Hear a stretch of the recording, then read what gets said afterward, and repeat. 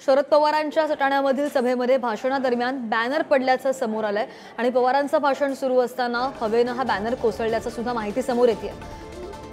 महत्त्वाची बातमी। आणि पवारांचं भाषण सुरू असतानाच हवेमध्ये हा बॅनर कोसळला आणि त्यामुळे कार्यकर्त्यांनी तत्काळ बॅनर पुढे येत बॅनर पकडलेला आहे। बातमी आपण पाहतोय नाशिकमधून। पंजाब ठेवा, पंजाबच्या सगळं वचन द्यावं एवढंच या ठिकाणी सांगतो। माझे 2 शब्द सांगतो।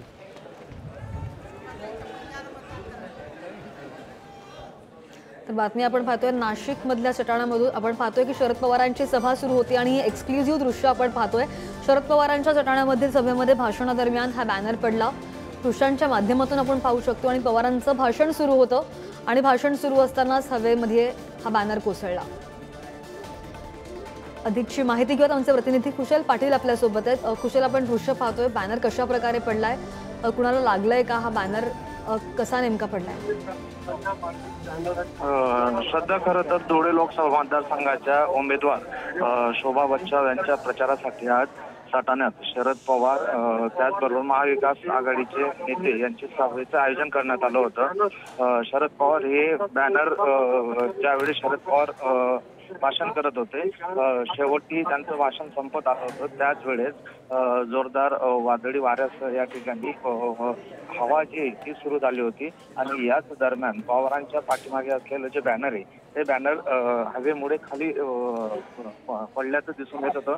मात्र त्या ठिकाणी असलेल्या कार्यकर्त्यांनी ते बॅनर ते पकडून ठेवलं होतं आणि जोरदार हवा असल्यामुळे पवारांनी देखील या ठिकाणी आपलं भाषण उरकता घेतलं। मात्र या बॅनरच्या इथं कोणालाही दुखापत झाली नसून मात्र पवारांनी या संपूर्ण वादळी वारा पाहता या ठिकाणी आपलं भाषण आवरतं घेतलं आणि कार्यकर्त्यांनी तो बॅनर लगेचच खाली उतरवून घेतला। शब्द नक्कीच कुशल, धन्यवाद दिलेल्या सगळ्या सविस्तर माहितीसाठी। बातमी आपण पाहतोय नाशिक मधल्या सटाण्यामधून।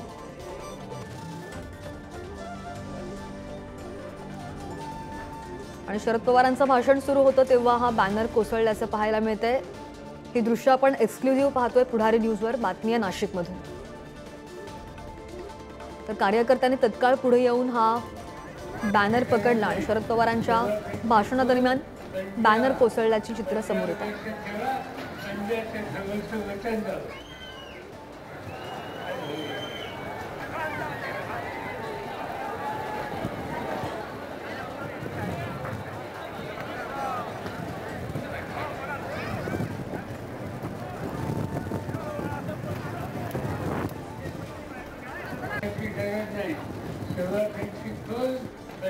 ही 2 दृश्य आपण पाहतोय नाशिकमधून। शरद पवारांचं भाषण सुरू होतं आणि महाविकास आघाडीच्या उमेदवार शोभा बच्चाव यांच्या प्रचारासाठी शरद पवार आज नाशिकमध्ये आहेत, सटाणामध्ये आहेत आणि त्यांची सभा सुरू होती। त्यावेळी हवेमुळे हा बॅनर पडला आणि हा बॅनर पडल्यामुळे शरद पवार यांनी भाषण सुद्धा आवरतं घेतलं।